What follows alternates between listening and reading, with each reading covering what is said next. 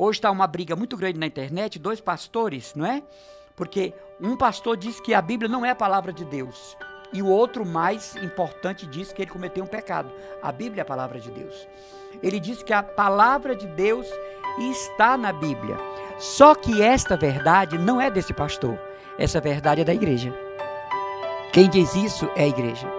E o pastor, num culto, disse que a Bíblia não é a palavra de Deus, ela contém. E o outro pastor entrou no ar, né?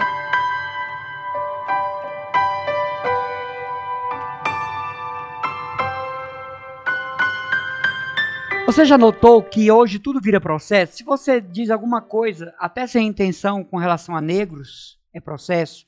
Se você fala do grupo LGBTQIA+, processo. Se você fala de loiras, é processo. Se você fala de nordestinos, é processo. Se você fala de evangélicos, umbandistas, espíritas. Mas, veja, ninguém defende a Igreja Católica. A Igreja Católica é perseguida por todo mundo. A Igreja Católica é desrespeitada em todos os lugares e ninguém a defende, nem publicamente. Você vê que quando as pessoas querem dizer que alguém não presta, diz que é uma pessoa vigarista, ou seja, vigário. Né? Quando uma pessoa é enganada, como é que diz? Fulano caiu no conto do vigário. É verdade. Então, quando querem falar de um sacerdote, aquele padreco, como é o nome dele? Aquele padreco ali. Quando o sacerdote é um autocristo, um outro Cristo. Quando o sacerdote é digno de uma reputação religiosa e teológica bastante considerável da nossa parte. E aí a gente percebe que esse desrespeito à Igreja Católica, o avanço dos nossos irmãos evangélicos, sobretudo no meio político, né, contra a Igreja Católica, é porque ela é a herdeira das promessas da salvação. É porque ela é o sinal da aliança não mais abraâmica, mas da aliança cristocêntrica. Nós somos herdeiros da tradição judaica, mas não temos mais vínculos com o povo judeu, a não ser na caridade cristã, no respeito mútuo. Nós não fazemos mais parte do elan da aliança abraâmica. A nossa aliança é Cristo, como diz São Paulo. Então a Igreja Católica é desrespeitada porque ela é a Igreja de Cristo. Ela traz sobre si o selo da perseguição porque ela é a Igreja de Cristo. Não tem como você negar. Você pega o carro da história, vem de marcha ré, do Papa Francisco, você vai chegar em Pedro. Não tem como você negar a sucessão apostólica. Entende? De repente aparece na internet alguns historiadores dizendo problemática do quando o Papa teve que se refugiar em Avignon. E quem foi buscá-lo foi Santa Catarina de Sena, doutora da Igreja. Mas a Igreja nunca esteve sem Papa. Então, respeitando as religiões, é claro, nós temos que dizer a verdade. A Igreja Católica é perseguida porque ela traz o selo da legitimidade apostólica, da verdade apostólica. Você não pode negar que a Igreja descende de Cristo. A Igreja não nasceu de Constantino. Se Constantino deu liberdade de culto aos cristãos, é porque a Igreja já existia. Irmão Emanuel, onde é que estava a Igreja Católica? Nos calabouços de Roma? Nas grutas de São Calixto? A mãe, Santa Helena, que nós celebramos agora no dia, me parece, 18 ou 16, porque 17 foi Santa Beatriz da Silva, foi que convenceu o imperador a deixar os cristãos em paz. E segundo a tradição, Santa Helena encontrou o madeiro da cruz.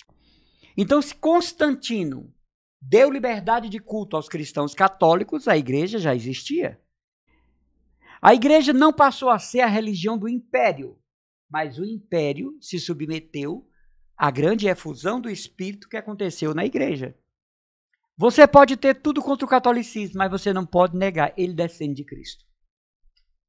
Eu respeito, sabe, Hermeson, sabe, Márcio, todo o credo religioso, porque sou teólogo, sou catequista, evangelizador, enfim. Eu prego em igrejas evangélicas que me chamam, eu prego em comunidades espíritas que me chamam, eu prego em comunidades budistas que me chamam. Sim, prego sim. Mas eu não consigo entender como é que alguém consegue, psicologicamente falando, estar numa igreja que Jesus não fundou. Eu acho que eu não dormiria, eu não conseguia dormir.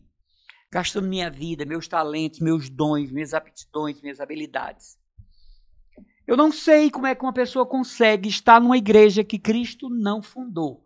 É brincar com a salvação, né? Agora, Jesus, como diz Santo Agostinho, é uma novidade antiga. Jesus é adorado, é cultuado, admirado em todo o credo religioso. Você vê Yogananda, o grande Maitreya indiano. Yogananda tem um livro sobre as parábolas de Jesus de modo extraordinário. Se você vê a explicação que Yogananda dá à parábola do filho pródigo, você cai para trás, porque você nunca tinha parado para pensar no que Yogananda diz, e ele tem razão. Depois, outro dia, eu vou explicar aqui o que Yogananda diz, o que foi que aconteceu com a volta do filho e por que o outro filho ficou revoltado. E ele era um Maitreya indiano. Você vê a monja Coen, mulher séria, de respeito, né? E parece que até hoje ela está aqui em Fortaleza, numa conferência. A monja Coen é uma mulher muito séria, né? Budista. Ela fala muito bem de Jesus, muito embora não o considere Deus. Os muçulmanos, no Alcorão, têm um capítulo sobre Jesus e fala inclusive sobre Maria no Alcorão. Agora, uma coisa é eu admirar muito Jesus, uma coisa é eu falar dele. Hoje está uma briga muito grande na internet, 2 pastores, não é? Porque um pastor diz que a Bíblia não é a palavra de Deus e o outro, mais importante, diz que ele cometeu um pecado. A Bíblia é a palavra de Deus. Ele diz que a palavra de Deus está na Bíblia. Só que esta verdade não é desse pastor. Essa verdade é da igreja. Quem diz isso é a igreja. E o pastor, num culto, disse que a Bíblia não é a palavra de Deus, ela contém. E o outro pastor entrou no ar, né, acabando com o outro. O que aconteceu? O pastor voltou, pediu perdão aos evangélicos, realmente ele errou. Quer dizer, é triste, né? Deve ter sofrido uma pressão daquela. Pois bem, a palavra de Deus não está aqui. Este livro contém a palavra de Deus. Porque se você disser que a palavra de Deus é isso aqui, o nome disso aqui é bibliolatria, que você está fazendo. Sabia? Isso aqui não é a palavra de Deus. Aqui contém a palavra de Deus. E somente a Igreja Católica pode falar sobre isso. Fora os judeus. Você sabia que todo o Novo Testamento, quem definiu foi a Igreja Católica? Você que briga com o Novo Testamento na mão, você está com um livro católico na mão. Foi a igreja que definiu nos 3 concílios quais eram as cartas de Paulo, Tiago, Judas, Pedro, João. Quais eram os evangelhos de Mateus, eram tantos. O de Lucas. Então o pastor, ele disse que a palavra de Deus não está na Bíblia, mas que a Bíblia contém a palavra de Deus. Irmãos, quem diz isso é a Igreja Católica. Tá certo? Ele plagiou o ensinamento católico. Se eu acho que isso aqui é a palavra de Deus, o nome disso é bibliolatria. Tem gente que diz assim, eu só faço o que a Bíblia manda. O nome disso é bibliolatria. Idolatrar a palavra de Deus. Não pode. Tá certo? Respeitar, seguir, mas ter aquele discernimento teológico. Então hoje eu quero falar para você que é cristão católico, não baixa a cabeça. Porque se tem uma coisa que ninguém pode tirar da igreja, é a sua cidadania celeste. É a sua identidade cristã. A igreja foi fundada por Jesus. Desculpe.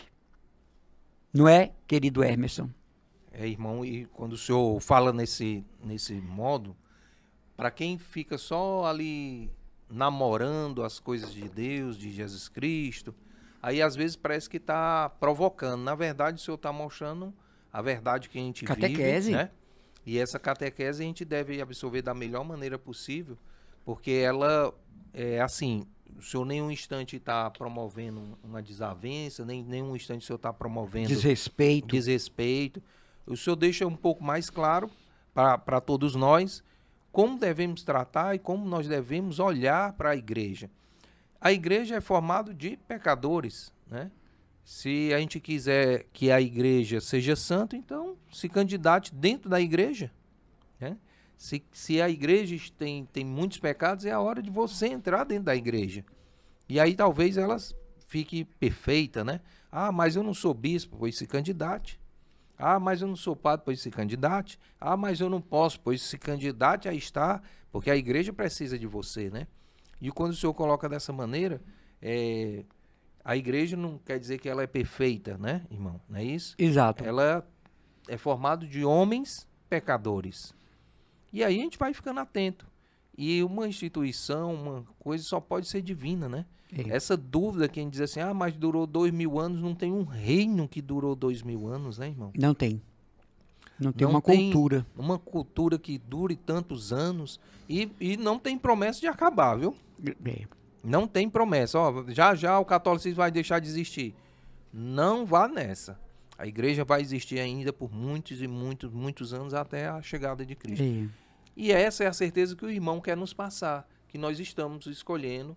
E aí quando o irmão diz assim, não ficaria uma certa religião ou grupo religioso se não fosse fundado por Cristo, já que eu amo a Cristo e quero servi-lo. Senão eu estaria servindo ali a homens. A homens, a doutrinas humanas. E isso é, como o senhor disse, os seus talentos, seus dons, possivelmente brincando com a vida eterna. Salvação, não é? Então, ficamos aqui com a catequese do dia de hoje. É um alerta ao nosso viver, não é isso, irmão? Amar a igreja. Defender a igreja com amor. Eu tenho muitos amigos evangélicos, espíritas.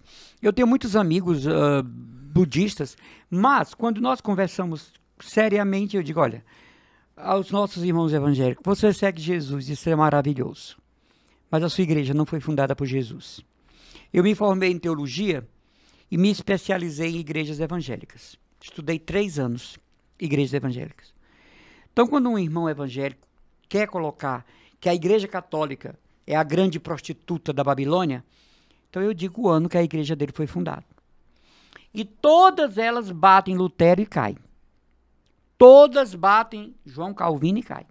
Não tem descendência apostólica. Agora, eles podem seguir Jesus? Devem. É lícito? É.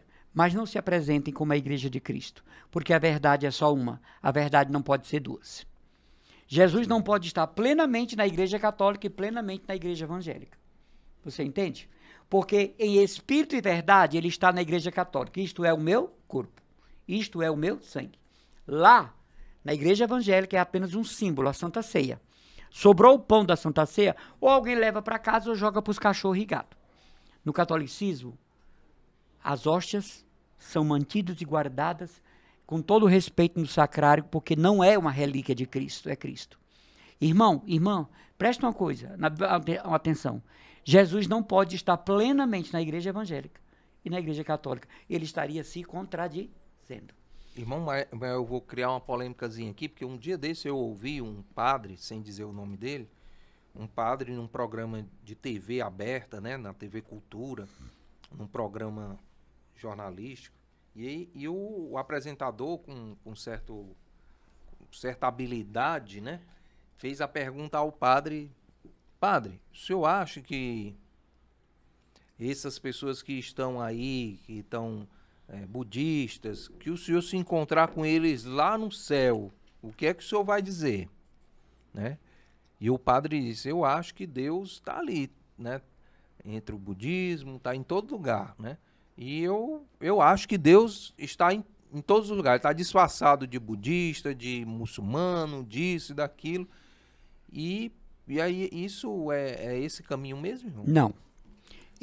Sem falar o nome do padre, nem a situação, mas o fato dessa afirmação. O sacerdote está equivocado. O nosso Deus se revelou na história de Israel. É o único Deus das religiões que se revelou. Javé, que significa eu sou. Jesus disse, eu sou o caminho, a verdade e a vida. Ninguém vai ao Pai a não ser por mim. Então essa história de dizer que toda religião é boa, que Deus está presente, não. Está presente a ideia de Deus. Mas Deus está no seu povo que não é mais Israel. O povo de Deus são os cristãos. Ele veio para os seus e os seus o rejeitaram. Não o receberam. Então esse negócio de dizer, mas lá onde eu vou fala em Deus. Que Deus? Porque o nosso Deus é o Deus de Jesus. De repente um irmão evangélico vem conversar conosco. Mas eu estou lhe falando de Jesus. Você não quer aceitar Jesus? Que Jesus você está falando? Porque o meu é de Nazaré. O seu é de Lutero. Não dá, meu irmão. Eu estou falando do filho de Maria. Você está falando de Lutero. Então tem 2 Jesus aqui. a verdade cabe em todo canto. Ecumenismo, nós no Brasil não chegamos a 1% de ecumenismo. Sabe o que é o ecumenismo? Não é respeito às religiões. É lutar para que haja um só rebanho e um só pastor. Ecumenismo é isso. Mas no Brasil, outro dia eu estava num congresso e o padre, que eu também não vou dizer o nome, congresso teológico. E o padre disse, em respeito aos irmãos evangélicos que estão aqui, não rezaremos Ave Maria. Ah, aquilo é absurdo. Como não se pode pronunciar o nome de Maria? Porque tem evangélicos ali. Não é um desrespeito aos evangélicos. Não, é um pelo desrespeito, contrário. né? A Ave Maria é bíblica. O conceito de Ave Maria é bíblico. Então, esse sacerdote, querendo dar um de ecumênico, né, provocou uma gafe teológica imperdoável. O que fez com que os evangélicos, no cafezinho, dissessem, está vendo como a Igreja Católica sabe dos erros dela? E não é uma situação que a gente deve promover, né, irmão? Assim, Não. Essa situação. O que nós devemos promover é o que o senhor sempre promove aqui, todas as quartas-feiras. Você que está chegando a primeira vez, você pensa que a gente está falando mal de alguém? Não. Não. Estamos fazendo uma catequese antes de a gente fazer orações. É. E nós temos os nossos erros, também temos, mas nós estamos falando aqui, o irmão está nos ensinando, na catequese das quartas-feiras, que a gente tem aqui um privilégio de contar com o irmão Emanuel, é que, assim, nós não podemos transformar o Deus Todo-Poderoso, nosso Pai, do meu jeito, né, irmão? É uma dualidade, uma entidade que tem vários nomes, sabe? Um Deus diverso, um Deus ultra, entende? Não, ele é identificável. Muito embora os santos digam, né, que Deus está em todo canto e ao mesmo tempo não está em lugar nenhum. Agora, você tem uma irmã evangélica e ela é uma pessoa maravilhosa? Claro. O seu primo é espírita e é a melhor pessoa da família? Claro, meu irmão. A sua sogra é um bandista e é tão boa, caridosa, generosa? Claro. A sua sobrinha é testemunha de Jeová e é um coração magnânimo? Sim. A sua cunhada faz parte da Seishonoi, da Igreja Universal, e é uma pessoa maravilhosa? Ótimo. Entenda. Agora nós estamos falando de um conceito. Se é para seguir Jesus, vamos seguir o Jesus verdadeiro, né? Não aquele lá da Idade Média, da ruptura. Até porque a expressão reforma protestante está errada. Lutero não reformou nada. Ele teve como resposta o Concílio de Trento. A gente fala deforma protestante. O senhor fez uma boa lembrança que, por exemplo, tem algumas mudanças que a igreja vai fazer e fará e etc. Nem por isso que eu vou deixar de amar, deixar de fazer as coisas por um ato, 2 ou 3. Não, eu vou protestar, vou falar, vou botar minha boca no trombone, como se fala, mas eu não vou pegar e vou me dividir e vou promover divisões. Porque se for assim, pessoal, por isso que nós estamos facilmente se separando no casal. Ah, eu não gostei mais. Se separa, né? Ah, eu não gosto mais do emprego. Se demite, peraí. Então, no outro emprego não vai ter essa mesma situação? A outra esposa, o outro esposo não vai ter a mesma situação? Se não for a mesma, vai ser uma parecida. Então, se nós não partirmos para o diálogo, se nós não partirmos para entendimento, nós vamos fazer divisão da divisão, da divisão, da divisão.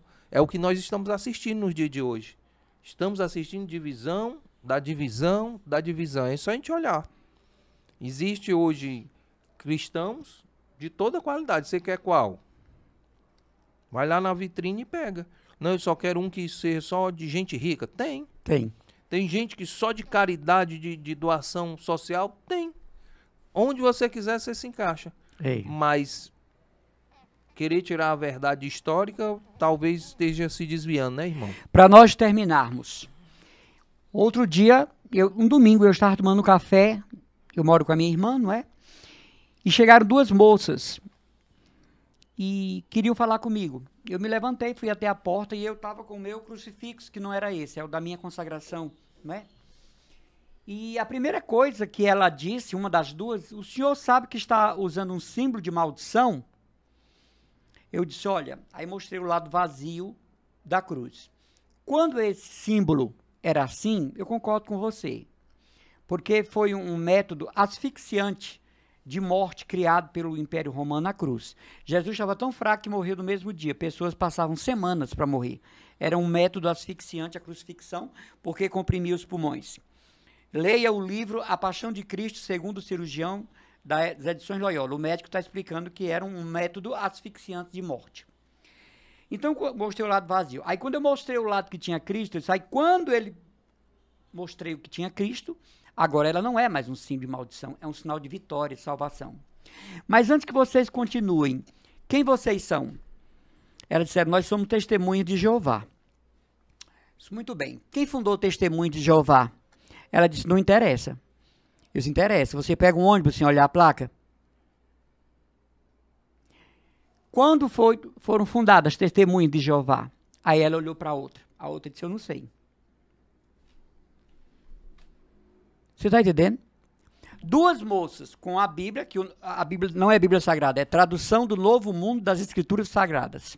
Aí embaixo tem assim, Torre de Vigia. Então não é Bíblia, é um subscrito bíblico. Como é que duas moças vão evangelizar de porta em porta e não sabem nem quando foi fundada a sua seita? Quem fundou? Né?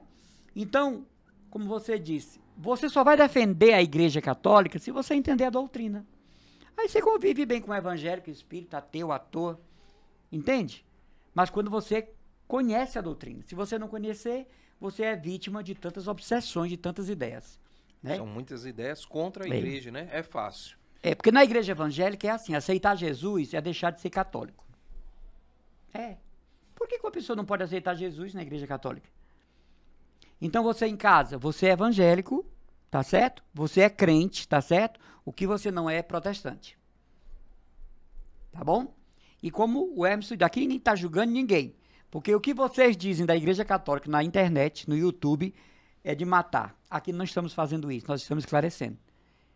Eu tenho certeza, posso reclinar minha cabeça e dormir, que a igreja católica foi fundada por Jesus. Eu não sei você. Eu não ficaria numa igreja que Jesus não fundou. De jeito nenhum.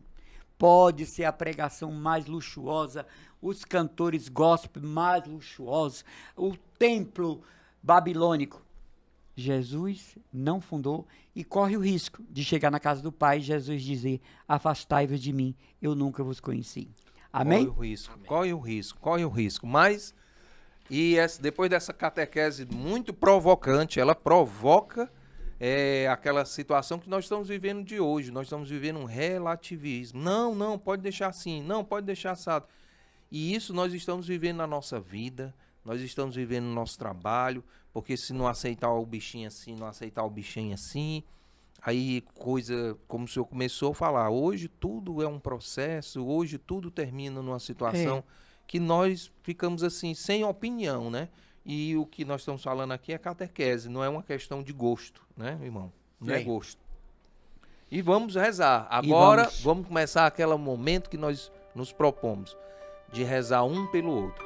E eu falo até para vocês, nós não estamos aqui para fazer menor vontade de ofender. Na verdade é de conversar. Você é livre para colocar também e é convidado a colocar a sua opinião. E mais do que sua opinião, o seu pedido de oração. Hoje nós estamos com 2 câmeras, né, irmão? Chique no último. Isso. Nós estamos aqui com o Glauber Souza, botando tudo no ar, graças a Deus. Amém. Então vamos lá, todo mundo com o seu texto na mão. Pai,